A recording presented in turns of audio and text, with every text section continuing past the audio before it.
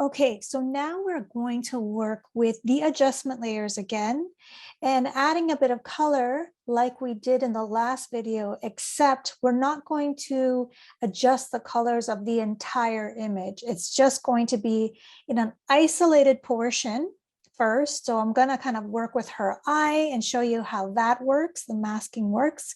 And I'm also going to show you what a clipping mask is as well. So first, I have this image.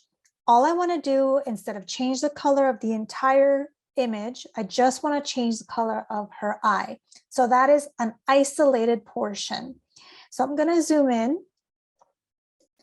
Same shortcuts as Illustrator. So what I'm going to use for this to isolate her eye, I could easily take the pen tool and do a very, very perfect outline of her eye. However, I can show you how the mask works because it retains the original information. So I don't necessarily have to do it perfect to begin with, but you can always fix it. So using the ellipse marquee tool, I can go over and just draw a circle. If it's not perfect, it's not perfect. And do you see how it's not perfect? And I want to show you how I can fix that afterwards. But I have drawn an ellipse over her eye.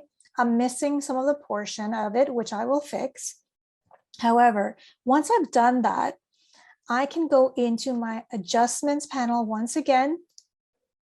And I'm gonna look for the hue and saturation. So holding down your Option or Alt key on the PC, at the same time, click the hue and saturation, which you will get this button. And I'm gonna name it I, because now I can see that this portion is showing me a mask of a small portion here. So once I start working in the hue and saturation panel, for example, I can start changing the color. And do you see how only the portion that I selected or grabbed, I'm just going to use this just so you can see the color is now filled within the portion that we selected, but I need to fix this. So just keep this rule of thumb in mind. The black fill, so the black fill that you could see on the bottom of the toolbar, when you use the black fill, it hides portions, okay? And the white fill, if I flip the two using the double arrow back and forth, reveals portions, okay? So in this case, I need to add more of this color here. So I'm going to use the white and the paintbrush. Once I have done that, I will just start painting. And I can see at the very top of my screen, there's a drop down that has my paintbrush. So I'm just using a general brush. You will see your general brushes. I'm just using a size of 50 right now, but I can always use the sliders to make these larger or smaller as well. And I can continue basically revealing more of this color. You know, whoops, and then if I accidentally go over, it's okay, I can fix. I'm just doing this on purpose to show you that I can fix mistakes. So, I mean, it's looking pretty good, her eye. So now I have to hide portions. So what we're doing is revealing more of this mask color. And now I want to hide the portions that basically made a mistake, right? So I have to make sure that in my layers panel, I'm in the correct layer, that I'm highlighted not on this portion here, but the mask in order to work. Now I have to make sure, now that I want to hide portions, I flip at the bottom of my toolbar, the double arrow. So now I have the black fill on top, which allows me to start, I can use a paintbrush again, and I could hide portions. Now I can see that my paintbrush is a little large for this section. So once again, I could either go to the top and start sizing down, or the shortcut on your keyboard is the square brackets.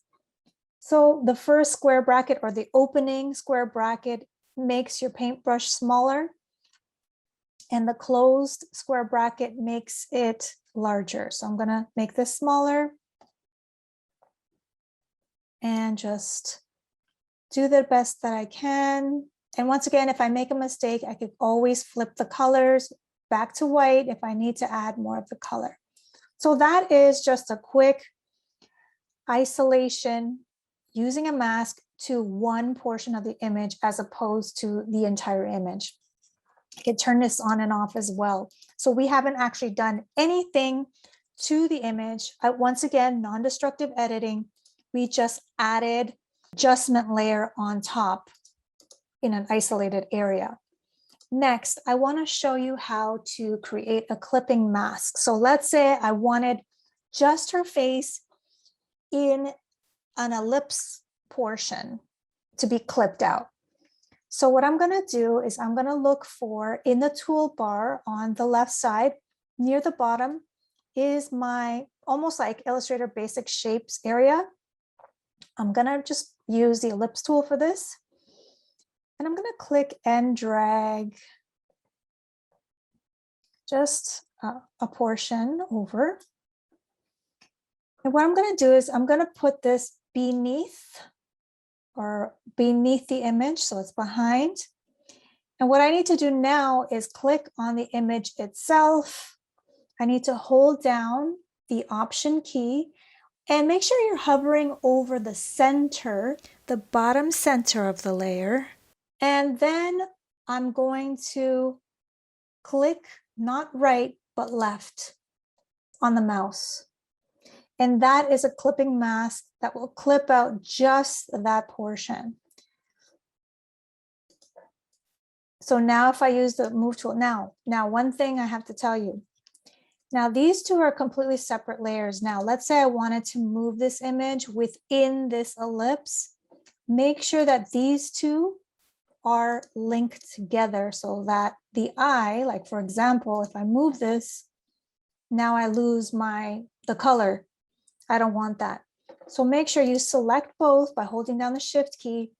And at the very bottom of your layers panel, there's this link layers icon. If I click on that, these are linked. So now I can move this all together within that clipping mask.